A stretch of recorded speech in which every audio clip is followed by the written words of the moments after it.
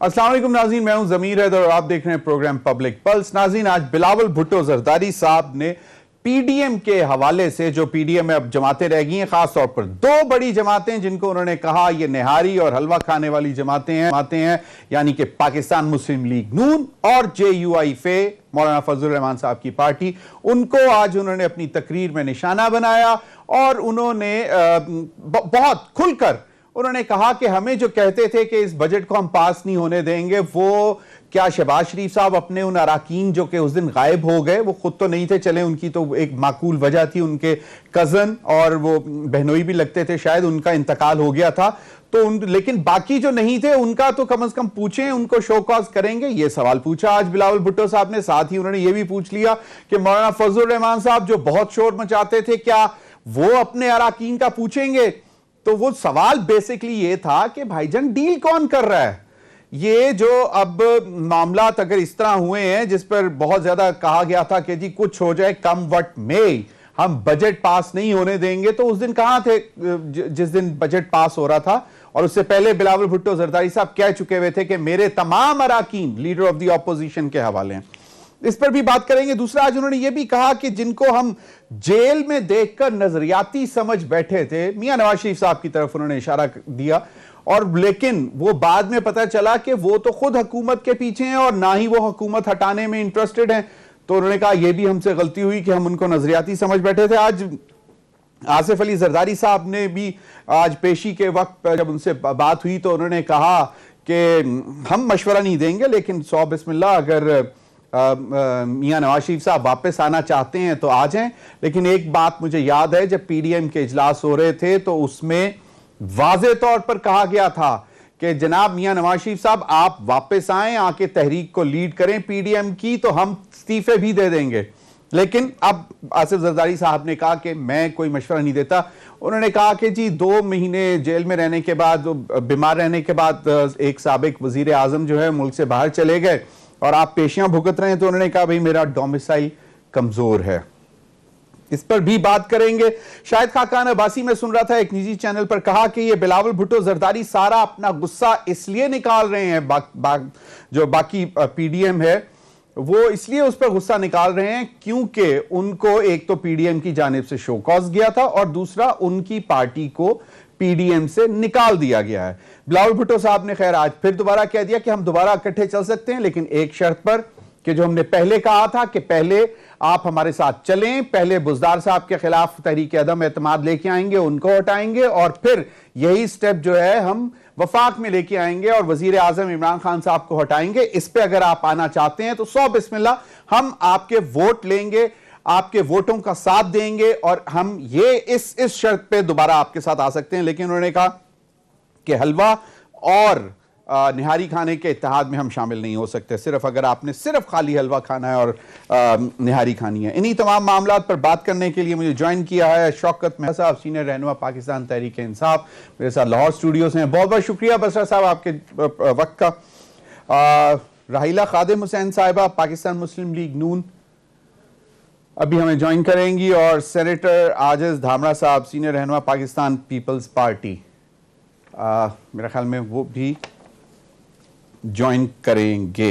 जी बसरा साहब कुछ शॉर्ट्स हैं, मैं चाहूंगा कि वो हमें ज्वाइन कर लें तो फिर वो मैं सुनवाऊं, लेकिन एक अमूमी सा जरा तज्जिया तो दें कि ये क्या हो क्या रहा है। आप लोग, ये आप लोगों की कोशिशें हैं या वो अंदरूनी मामलात ही कुछ ऐसे थे कि पीडीएम जो है वो टूट फूट का शिकार हो गया?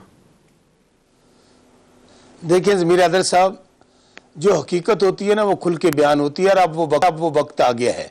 ये वही दोनों जमातें हैं जो 4 साल पहले भी नहीं बल्कि 3 साल पहले तक एक दूसरे को डाकू, चोर, लुटेरा और मोदी का यार और गद्दार और पता नहीं अली बाबा 40 चोर पेट फाड़ना था, और एक दूसरे कह रहे हैं ये मुल्क को लूट के खाएंगे। अब ये एक दूसरे की हकीकत बोल रहे हैं, और मियां साहबान का तो ट्रैक रिकॉर्ड है, क्योंकि जब ये आपको पता है ये ताकत के नशे में होते में, जब इनके पास इख्तिदार होता है तो ये गले पड़ते हैं, और पीर पगाड़ों से सियाना सियासतदान कौन होगा जिन्होंने ये कहा था, और जब ये कमज़ोर होते हैं पाँव पड़ते हैं।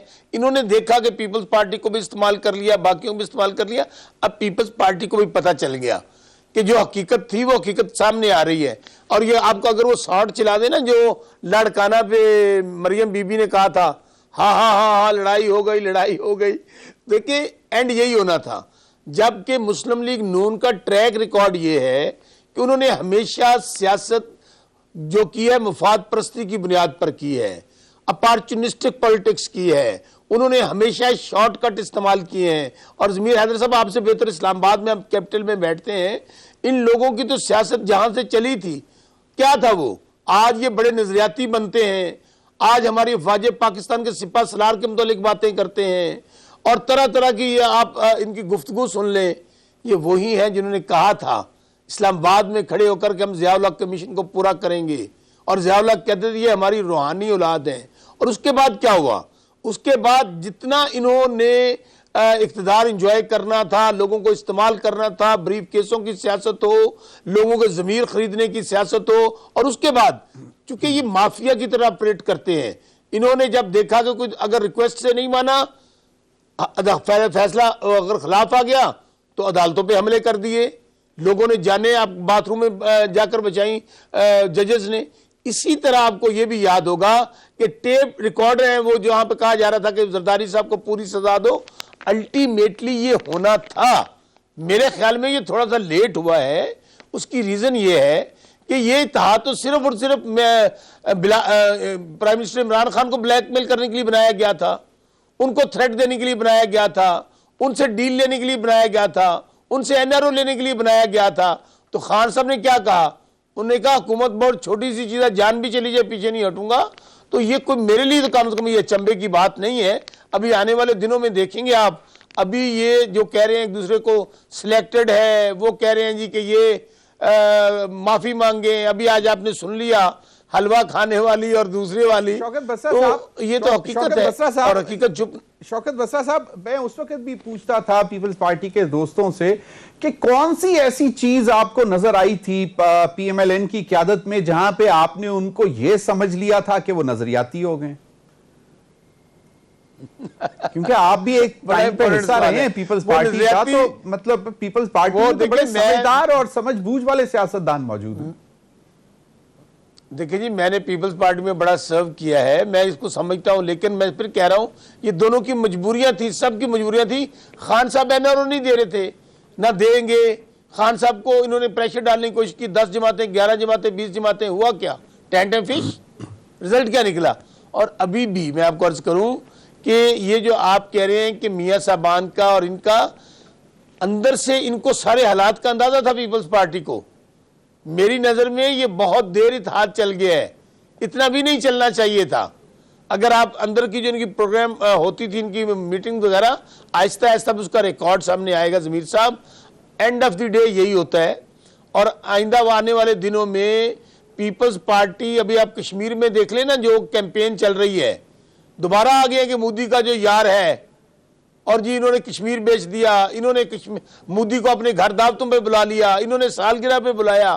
तो एंड ऑफ द डे फिर अर्ज मैं करूं, बार बार यही कह रहा हूं, थोड़ी बात को ज्यादा समझें कि इमरान खान जिस लीडर का नाम है, उन्होंने एक रास्ता बना लिया है कि अगर इस मुल्क को ऊपर लेके जाना है तो हमें माफियाज का डट कर मुकाबला करना है, खा वो कोई माफिया हो। तो इस वक्त वो जो बड़े मियाँ और छोटे मियाँ, गुड कॉप बैड कॉप, वो जाकर आपने वो सुन नहीं ली जो ब्रीफिंग हुई थी, उसके अंदर मियाँ छोटे मियाँ साहब ने किस तरह किसी को मौका ही नहीं लेने दिया। वो बार बार जाते रहे कि जी आपसे बड़ा सिपा सलार ही पाकिस्तान में पैदा कोई नहीं हुआ, आप हमारी फौज दुनिया की बेहतरीन फौज है। और 2 महीने पहले यही इनके बड़े भाईजान मरियम बीबी, क्या क्या इन्होंने बातें नहीं की। वो तो शौकत बसरा साहब वाज़ेह है कि एक मुफाहमत की सियासत चाहता है, दूसरा जो है वो मतलब कन्फ्रंटेशन की सियासत चाहते हैं। और मरियम नवाज साहिबा भी आज बड़ी एक दिलचस्प चीज सामने आई, वो भी मैं चाहता हूं कि आप उस पर जरा कमेंट कर दें कि वो आज कल से कोई शेड्यूल शुरू हो रहा है आजाद कश्मीर के इंतखाबात का, जिसमें मरियम नवाज और शहबाज शरीफ साहब ने भी परसों अनाउंस किया था कि वो भी जा रहे हैं। तो मरियम औरंगजेब साहिबा जो कि माशाल्लाह बहुत इनकी दोनों साइडों की बहुत चहीती हैं, बहुत आगे रहती हैं, चाहे वो मरियम नवाज साहिबा की साइड हो, चाहे वो शहबाज शरीफ साहब की साइड हो। तो मरियम औरंगजेब साहिबा जो कि शायद इनकी सेंट्रल सेक्रेटरी हैं इंफॉर्मेशन की भी पार्टी की, उन्होंने व्हाट्सएप में मतलब वो एक होता है ना कि तमाम जो रिपोर्टर्स हैं उनको खबर जो देते हैं, जिस तरह तमाम तकरीबन सारी जमातें देती हैं खबरें जो भी होती है कि वो व्हाट्सएप पे आती हैं, तो उस पर उन्होंने डाला जनाब के जी मरियम नवाज और शहबाज शरीफ इकट्ठे जा रहे हैं कैंपेन के लिए, और वो 5:21 पर, मैं आज की बात बता रहा हूं कि 5:21 पर मरियम औरंगजेब साहिबा ने, ये हमारा रिपोर्टर हैं लाहौर में और वो बहुत इनसाइड खबर देते हैं इसकी PMLN की, उन्होंने कहा कि जी 5:21 पर ये शेड्यूल जारी किया मरियम औरंगजेब साहिबा ने कि शहबाज शरीफ और मरियम नवाज दोनों का मुश्तरका प्लान जो है वो ये है कि फलां टाइम पे ये फलां दिन फलां जगह पे होंगे, फलां दिन फलां जगह पे होंगे आजाद कश्मीर में कैंपेन के हवाले से। और एग्जैक्टली 6:27 यानी कि 1 घंटा और 6 मिनट के बाद एक और उनका मैसेज आता है व्हाट्सएप रिपोर्टर्स को कि जनाब नया शेड्यूल जारी किया गया, जिसमें मतलब सिर्फ और सिर्फ मरियम नवाज की इंतखाबी मुहिम के शेड्यूल का जिक्र था। अब ये पहले हम सुन रहे थे कि जी मियां नवाज शरीफ साहब ने, शहबाज शरीफ साहब ने भी कहा कि जाएंगे, शहबाज शरीफ भी जाएंगे, मरियम भी जाएंगी। तो ये अब हमें हमेशा PMLN के दोस्त कहते हैं कि जी कतई तौर पर ऐसा नहीं है, दोनों भाई एक पेज पे हैं। यकीनन दोनों भाई एक पेज पर हो सकते हैं, होंगे भी, लेकिन चचा भतीजी शायद एक पेज पर नहीं है, और हमजा और मरियम नवाज साहिबा भी एक पेज पे नहीं है, यानी कि दोनों कजन्स भी एक पेज पे नहीं है। इस पर कुछ तबसरा करते हैं। देखिए, मैं आपको गुजारिश करूं, वो जिसे कहते हैं नून से शीन, शीन से मीम, और ये वही पार्टी ना, अभी आपने कहा कि वो डेट्स दी जा रही थी, वो कैलबरी फॉन्ट से लेकर मेरी तो लंदन क्या पाकिस्तान में कोई जायदाद नहीं है, ये झूठ अब छुप नहीं सकते हैं। अंडरस्टूड बात है, बादशाहत की लड़ाई है, और आपको पता है कि ये जो इक़्तिदार की लड़ाई है और जो बादशाहों की लड़ाई है वो बड़े बड़े ख़ानदानों को तबाह कर देती है। और आप जो शायद खाकान अब्बासी साहब हैं, क्या मियां शहबाज शरीफ का दिल नहीं करते मैं वज़ीर आज़म बनूँ? क्या वो शायद खाकान अब्बासी साहब जब बने थे, बाद में ये खबर चला दी गई कि छोटे मियाँ साहब ने कहा नहीं जी मैं तो सुबह पंजाब ही देखना चाहता हूँ। अभी भी आप देख लेना, मैं रिजल्ट तो क्या होना है। मरियम बीबी कहती हैं कि नहीं जी हम पीपल्स पार्टी के साथ मिलकर कभी अदम इत्मीनान नहीं लाएंगे पंजाब में। वो ये समझती है कि अगर कामयाब हो गई, जिसका कोई चांस नहीं है, लेकिन इसके बावजूद इतनी डरी हुई हैं कि अगर कामयाब हो जाती है तो चीफ मिनिस्टर कौन होगा? हमजा शहबाज। तो इसलिए ये, अच्छा ऊपर भी वो कहते हैं कि आए जी यहाँ पे लेके आए तहरीक अदम इत्मीनान। तो सूरत हाल तो बिल्कुल क्लैरिटी के साथ है। ये लड़ाई अब से नहीं है, जब से आपको पता है कि ये मामलात, खास तौर पे जब मियाँ साहब जो हैं वो डिस्क्वालीफाई हो गए फॉर एवर, वो तो वज़ीर आज़म बन नहीं सकते हैं। अब उनकी एक ही ख्वाहिश है कि नहीं, वैसे वो बड़ी उम्मीदें लगाए बैठे हैं। बरसा साहब क्या बात कर रहे हैं शौकत बरसा साहब, वो बड़ी उम्मीदें लगाए बैठे हैं, आपने एक ही जुमले में उनकी सारी उम्मीदें तोड़ दी। वो तो 2023 में मतलब उम्मीदें लगाए बैठे हैं कि कोई कहीं पे होगा और कोई कहीं पर शायद नहीं होगा, जिसकी वजह से प्राइम मिनिस्टर मियां साबिक वजीर आजम मियां नवाज शरीफ साहब के तमाम फैसले रिवर्स हो जाएंगे और उसके बाद वो दोबारा बनेंगे, चौथी बार वजीर आजम बनेंगे। मतलब अब मैं डिटेल में नहीं जाना चाह रहा कि कौन होगा कौन नहीं होगा। भाईजान हजारों ख्वाहिशें ऐसी घर ख्वाहिश पे दम निकले। ख्वाब देखने पे और ख्वाहिश पे ना आपको पाबंदी है ना टैक्स लगता है, मौजा ही मौजा जो मर्जी देखते जाएं आप। यही ये कहते थे कि हम अभी आप देखें ना जो गिलगित बल्तिस्तान में क्या हो रहा था, धड़ाधड़ जी हम हुकूमत बनाएंगे, एंड ऑफ द डे क्या हुआ? हम स्वीप कर रहे हैं, दोनों पार्टी ने एक की 2 सीटें, एक की 1 सीट है। इसी तरह कश्मीर में देख लें, अभी इनकी हुकूमत रही है, आपके सामने रिजल्ट आ जाएगा। बड़ी बड़ी बातें हो रही है, कैंडिडेट्स नहीं मिल रहे दोनों पार्टियों को। ये डिबेटेबल इशू है, इस पर शौकत बरसा साहब यकीनन इस पर जरा ब्रेक के बाद बात करेंगे। क्या वजह है, कैंडिडेट्स क्यों नहीं मिल रहे? दूसरी जानिब से क्लेम यह है कि जनाब हमारे पास तो पूरे कैंडिडेट्स हैं और बाकायदा टिकट्स भी जारी कर दिए गए हैं। मेरे ख्याल में 31 तो हो चुके हुए थे आज से कोई हफ्ता 10 दिन पहले, अब आज का मुझे नहीं मालूम, लेकिन मेरा ख्याल है कि कैंडिडेट्स तो मिल ही जाएंगे चाहे वो 2-2 वोट लें। अभी वक्त हुआ नाज़रीन ब्रेक का, हमारे साथ रहिए।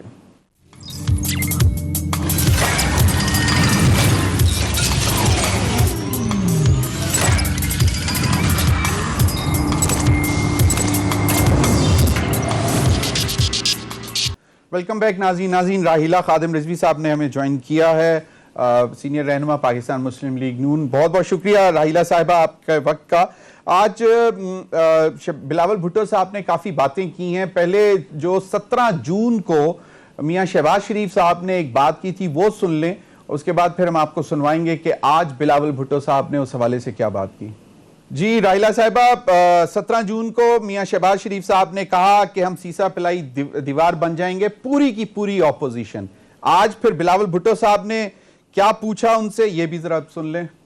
जी राहिला साहिबा।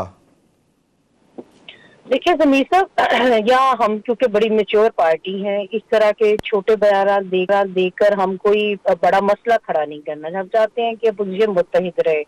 बहरहाल बिलावल साहब ने जो आज गुफ्तगू की है उन्हें खुद गौर करना चाहिए कि आप कहीं खुद तो रिस्क नहीं डाल रहे कि अपोजिशन को तोड़ने में आप किरदार तो नहीं कहीं अदा कर रहे। हमने बात की कि अपोजिशन के हमें मुत्तहिद करना है, हमें सबको साथ लेकर चलना है।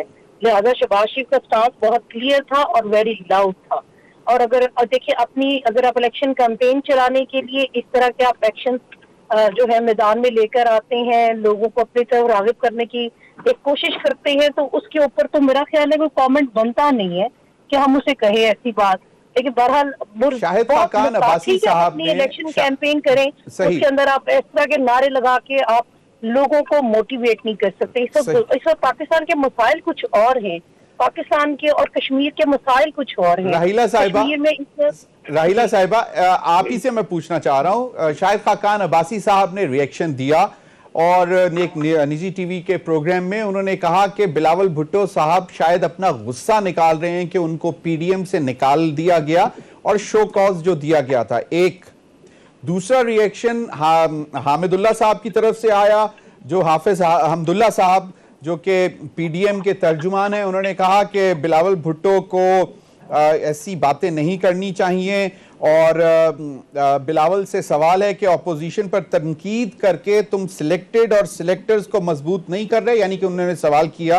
फिर उन्होंने कहा कि जी बिलावल भुट्टो जरदारी को पीडीएम के ज़ेरे एहतमाम कराची जलसे की दावत भी दे दी। अब पता नहीं वो आते हैं कि नहीं। 29 जुलाई को जो जलसा कराची में रखा गया है इमरान नियाजी के खिलाफ, तो अब ये दो रिएक्शन तो सामने आए हैं, तो आप कह रही हैं कि शायद कमेंट नहीं करना बनता। नहीं, मैं ये बात नहीं कह रही कि कमेंट करना नहीं बनता। मेरा कहने का मकसद ये है कि देखिए हमने यही अपनी तरफ से बड़ा क्लियर मैसेज दिया कि हमें अपोजिशन को साथ चलना चाहिए।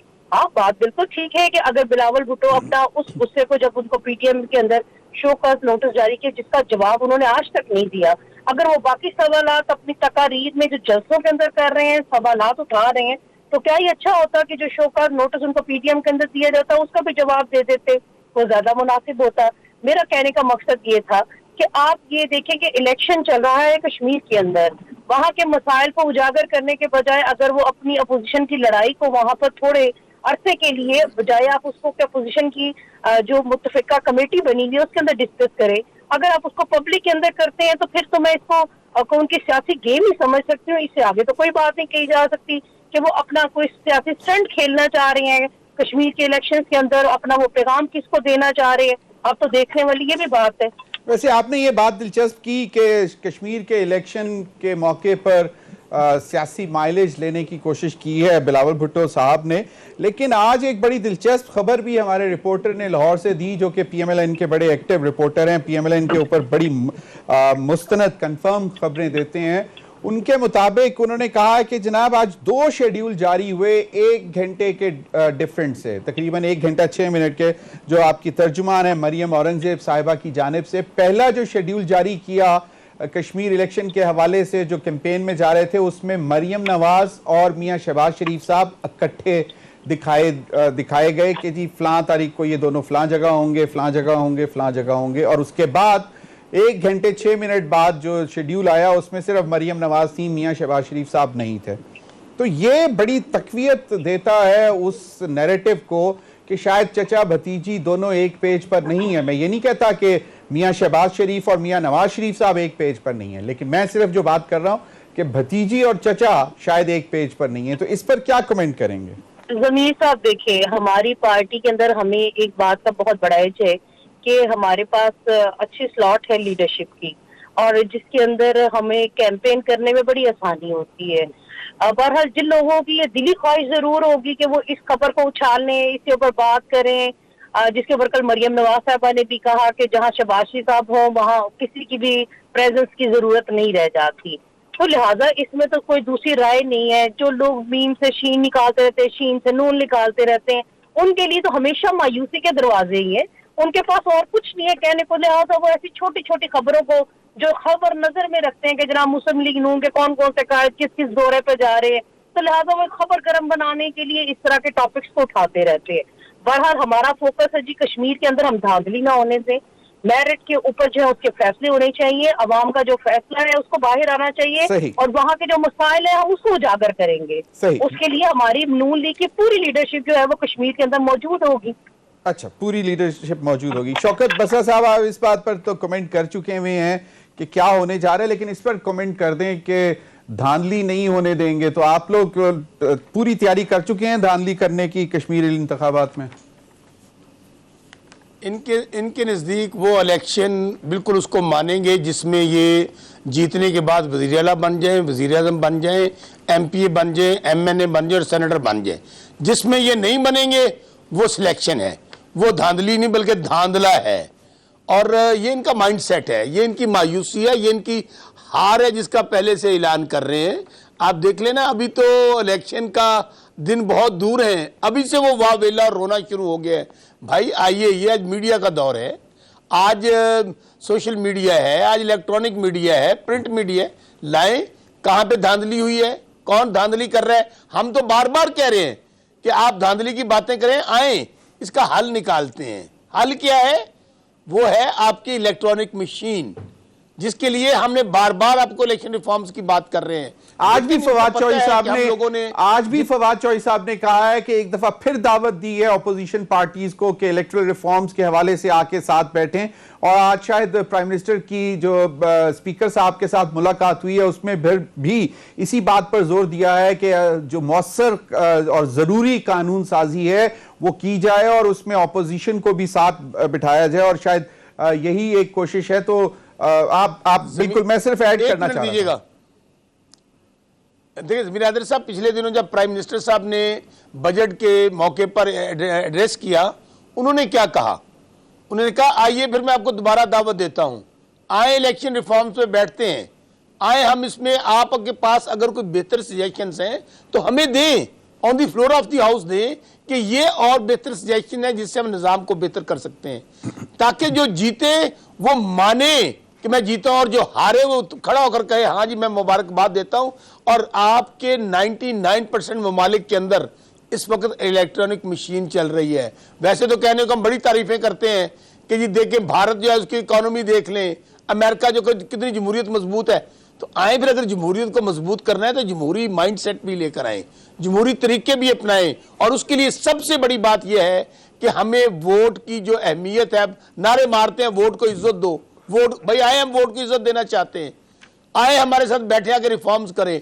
अभी आपने जब हारना है, अभी से आपने वो अपने शॉट तैयार कर रहे हैं। हम तो पहले ही कहते थे कि वह हमारे साथ धांधली हो रही है, जिस तरह गिलगित में हुई, जिस तरह जनरल इलेक्शन में हुई। तो राहिला, ये मगरमच्छ के आंसू बहाने से अब वो जमाना चला गया ब्लैक एंड व्हाइट टेलीविजन वाला। अब हर हाथ में टेलीविजन पकड़ा हुआ है, हर हाथ में।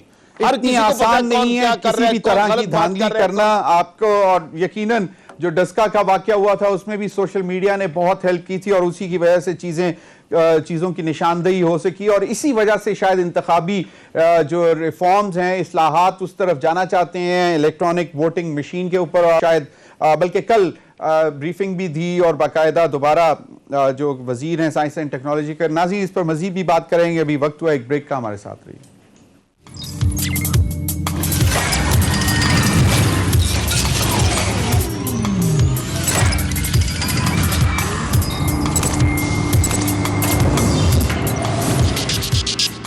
वेलकम बैक नाज़रीन। राहिला खादिम साहिबा, बिलावल भुट्टो साहब ने और भी बहुत से बातें की, लेकिन पीडीएम के हवाले से उन्होंने खास तौर पर बात की। अगले रोज मरियम नवाज साहिबा ने कहा कि पीडीएम ने बहुत से जो अचीवमेंट्स हो चुकी हुई है, सबसे बड़ी अचीवमेंट ये थी कि आवाम को इस बात का शऊर दे दिया कि ये एक नाअहल और नालायक हुकूमत है।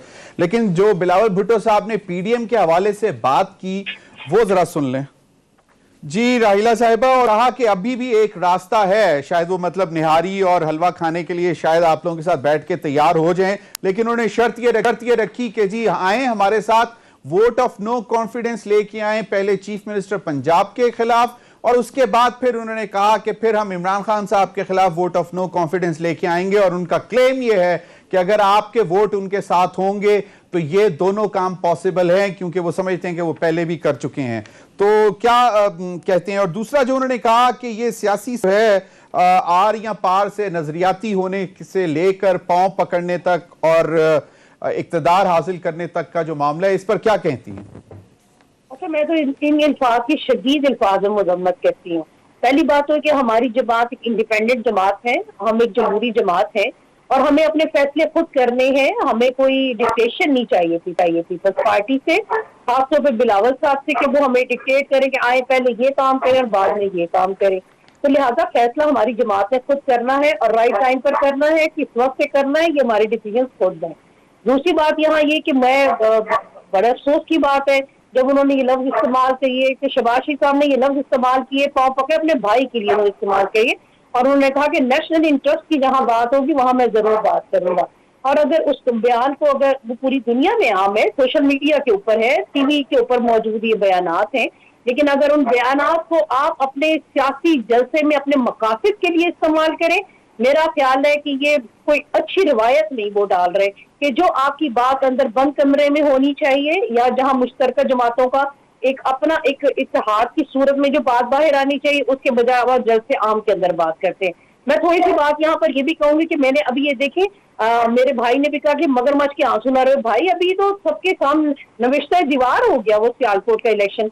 लोगों के जज्बात की जो तर्जमानी हुई वो आपने देखी नहीं, आपने गुजरांवाला में नहीं देखा, आपने खुशाब में नहीं देखा, आपने केपी में अंदर नहीं देखा कि जनाब किस तरह से इलेक्शन मुस्लिम लीग नून, इनके अपने इत्तेहादियों के बयानात हैं कि जनाब के वो मुस्लिम लीग नून जो है फेयर इलेक्शन हो तो वो स्वीप कर जाएगी। तो जनाब मगरमच्छ के आंसू नहीं है, आपने कराची का बाई इलेक्शन आपने सियालकोट के अंदर ट्रिक करने की कोशिश की, आपने गुजरांवाला में कोशिश की, आपने खुशाब में किया, आपको मुंह की खाने की पड़ी।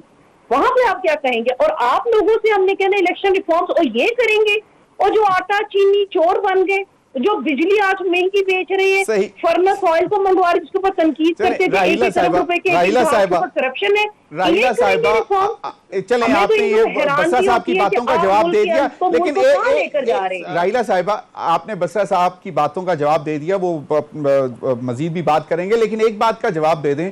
जब आपने कहा कि मियां शहबाज शरीफ साहब ने अपने बड़े भाई के पांव पकड़ने की बात की और नेशनल इंटरेस्ट की बात की, जो कि बहुत वैलिड बात है और बहुत जबरदस्त बात थी, तो शाहिद खाकान अब्बासी साहब ने यह क्यों कहा कि यह पब्लिकली नहीं करनी चाहिए थी? देखिए, खाकान अब्बासी ने अपने जो है जरूर उन्होंने अपना जिक्र किया, लेकिन शहबाज शरीफ साहब ने जहां उसको मुनासिब समझा वो उन्होंने उसका जिक्र भी किया कि नेशनल इंटरेस्ट में अगर मुझे अपने भाई के पास भी जाना पड़े तो वो जरूर जाएंगे। मुझे बताइए इसमें बुरी बात कहाँ? सही, चलें, बिल्कुल सही है, समझ नहीं आती। बिल्कुल। बसरा साहब, नेशनल इंटरेस्ट में यकीनन आप भी चाहेंगे कि यकीनन नेशनल इंटरेस्ट में तो जो भी हो, उस किसी को भी जो भी कर सकता है उसको अपनी तौर पर करना चाहिए, लेकिन ये पांव किसके पकड़ रहे हैं? जो बिलावल भुट्टो साहब ने इशारा किया कि इक्तदार में हासिल करने के लिए आपको इल्म है, कुछ ऐसा है, कुछ चल रहा है? क्योंकि मरियम साहिबा की तो क्लियर कट लाइन थी, कल उन्होंने कहा था कि ये डील की बातें पता नहीं क्यों करना शुरू कर देते हैं लोग, तो ये आज बिलावल साहब ने भी कह दिया है, तो ये क्या हो क्या रहा है अंदर खाते? जमीर हैदर साहब वो कहते हैं ना, मुख्तारिया गल बद गई है। हाँ, तो आपको कहते थे ये अभी आप अंदाजा करें कि आज का जो स्टेटमेंट है बिलावल साहब का, ये गल बदन तो भी अगली गल बद गई है कि उन्होंने बता दिया कि पाँव कौन पकड़ रहा है, डील की कौन कोशिश कर रहा है, और ये तो इनकी फितरत में है कि जब पाँव पड़ने में भी वक्त देर नहीं लगाते और गले पड़ने में भी देर नहीं लगाते। इसलिए मैं समझता हूं कि मेरी बहन जो राहिला खादम हुसैन साहब हैं, सवाल गंदम जवाब चने पूछ रहे हैं आप कि जी आप उन सवालों का जवाब दे दें, उनका गुस्सा भी हम पे उतार रही हैं। भाई हमने कहा था आर पार करें, हमने कहा था नहीं जी वो पीडीएम में लड़ाई हो गई, पीडीएम में लड़ाई। भाई आप लोग अगर आपको कहते याद माजी अजाब है यार, छीन ले मुझसे हाफजा, मेरा क्या जरूरत थी? अगर उड़ना नहीं सी होता तो पंगा लैन दी, इतनी बड़ी बड़ी बातें कह रहे थे आप जब इकट्ठे थे, और किस तरह गुफ्तगू होती थी। आज हालत ये है कि अब इतनी फ्रस्ट्रेशन है, इतनी भुखलाहट है कि मैं जितने स्पोक्स पर्सन देख रहा हूं आज, जितने टॉक शोज पे बैठे हैं, सवाल उनसे कुछ पूछते हैं, गुस्सा कहीं और उतारना शुरू कर देते हैं। तो आप पर गुस्सा अच्छा, बात होना आपने की चाहिए ना रिफॉर्म्स की। बसरा उन्होंने साहब, कहा आप जी लोगों ने चीनी डस्का का महंगी, इलेक्शन आटा चोरी करने महंगा, की हम कोशिश इनसे की, आप पर गुस्सा तो बनता है ना फिर पीएमएलएन का। समीर हैदर साहब, मैं गुजारिश ये करूं, आप सवाल पूछ रही हैं मेरी बहन से कि बिलावल साहब ने कहा पांव पकड़ने हैं। चलें, वो तो वो आप पहले भी बिहारी उसका वाली जवाब बातें दे हम चुके हैं, क्यों आपने करें? कहा है। लेकिन मुझे ये बताएं बसरा साहब, क्या कहती हैं? बसरा वो साहब, कहती हैं, मैं आप ही से पूछ रहा हूं कि बिलावल साहब जब कहते हैं कि निहारी और हलवा खाने के लिए इत्तेहाद नहीं बना था, लेकिन फिर भी मतलब जब वो कहते हैं कि एक रास्ता है कि आ जाएं, वोट ऑफ नो कॉन्फिडेंस लेके आए सीएम बुजदार के खिलाफ और फिर प्राइम मिनिस्टर के खिलाफ, और वो कहते हैं कि हम कर भी सकते हैं अगर ये साथ मिल जाएं, और वो रिलक्टेंट भी हैं, तो वो कहते हैं कि मतलब इस वजह से वो कहते हैं कि निहारी और हलवा साथ बैठकर फिर भी खाया जा सकता है। तो है कुछ ऐसा, कुछ हो सकता है, क्योंकि कुछ नाराज भी लोग थे ना वो तरीन साहब के साथ जो चल पड़े थे।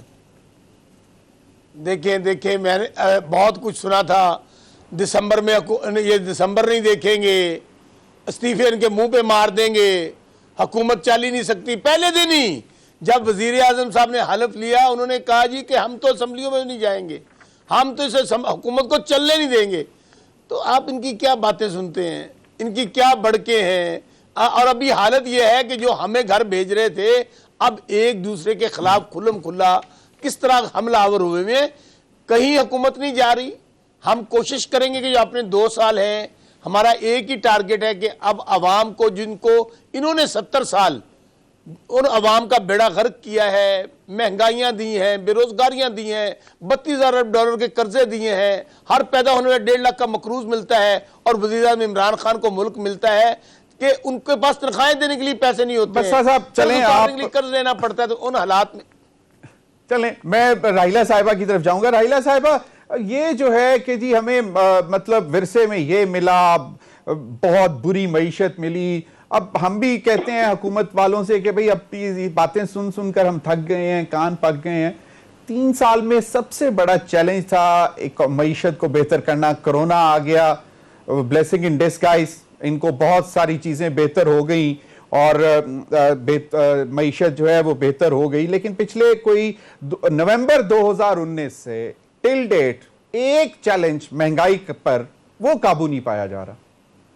देखिए मेरे भाई से कि पहले तो वो प्रेजेंट रहे ना प्रोग्राम के अंदर। मैं बसरा साहब आपको कंक्लूड कर लीजिएगा। वो तो मेरा ख्याल है उनका दिमाग कहीं है और सोच कहीं रहे हैं और बोल कहीं रहे हैं। भाई मेरे गुस्सा, हमारा गुस्सा किसी पर नहीं है, हमारी जद्दोजहद जो एक जारी है, वो हम आप जैसे लोग जो सिलेक्ट होकर आते हैं उन्हें इस बात की अहमियत का अंदाजा ही नहीं है कि जनाब ये जद्दोजहद क्या चीज का नाम है। दूसरी बात ये कि आप ये अब रोना रोना बंद कर दें कि जनाब फला हुकूमत 3 साल के बाद भी आप कह रहे हैं कि जनाब महंगाई वो कर गए, बेरोजगारी कर गए। हम तो आपको जनाब 5.69 जो है जीडीपी देकर गए में 3 सालों के बाद आपका शौकत अज़ी, आपका वजीर खजाना कह रहे हैं कि हम कोशिश करेंगे कि 2021 में हम उसको ही जो है मीटअप कर ले। तो ये तो आपको शर्म से उसी दिन से कहीं पर डूब पड़ना चाहिए था हुकूमत को, जिस दिन उनका अपना वजीर खजाना ये बात कर रहा था। और ये बात करते हैं बार बार महंगाई की, सरासर आपकी नाहली इसके अंदर मौजूद है।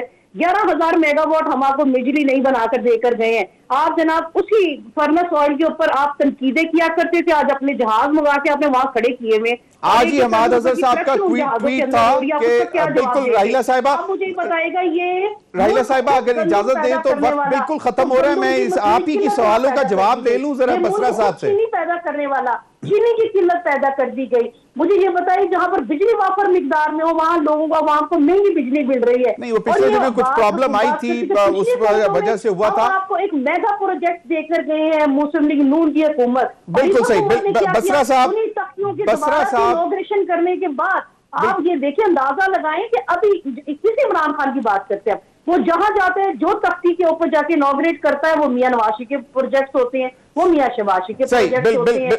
चलें, मैं मुझे इजाजत दें राहिला साहिबा, मैं जरा बसरा साहब ये जो आपने सवाल उठाए बड़े वैलिड हैं। बसरा साहब, आज हमाद अज़हर साहब ने ट्वीट की कि जी पूरे इन पिछले कई सालों की जो पीक डिमांड थी और पीक सप्लाई थी वो आज मीट की है। तो पीक डिमांड और पीक सप्लाई, जो चलन डिमांड तो वेदर की वजह से थी, गर्मी शदीद और वो सब कुछ था, तो पीक सप्लाई तो शायद इनको क्रेडिट दे देना कि कुछ थोड़े से मेगावाट्स ऐड किए हुए थे तो आप पीक डिमांड को मीट कर सकें। सर इसमें आपको अगर वो स्टेटमेंट निकाल लें कि जिस दिन हुकूमत ख़त्म होने से 1 महीना पहले मियाँ शहबाज शरीफ ने क्या स्टेटमेंट दिया था, उन्होंने कहा जी आइंदा अगर लोड शेडिंग हुई ना तो हम जिम्मेदार नहीं होंगे, हमारी हुकूमत तो जा रही है। देखें, इसमें नो डाउट मैं बिल्कुल जो बात मानने वाली है उनमें इन्होंने कंट्रीब्यूट किया, लेकिन हुआ क्या भाई, जब तक आप जो सप्लाई करते हैं, आप डिस्ट्रीब्यूशन लाइंस को बेहतर नहीं करेंगे, आपका सिस्टम उसको उठाएगा ही नहीं, तो क्या करेंगे बिजली। सही चलें, होना मतलब तो सिस्टम से बिल्कुल ट्रांसमिशन जो है। एक फिक्रा जी मेरा टाइम खत्म हो गया। तरीक़े इंसाफ या उनका लीडर इमरान खान तो कभी हुकूमत में नहीं आया 70 साल में। अगर वो बाजी में हुकूमत में आए होते, पार्टी हुकूमत में आए होते, बिल्कुल बहुत वैलिड बिल्कुल रीजन हो सकती थी। सही, बिल्कुल, बहुत बहुत शुक्रिया बसरा साहब, राहिला खादिम साहिबा। नाज़रीन, अब तक के लिए इतना ही, इजाजत दीजिए, अल्लाह हाफिज।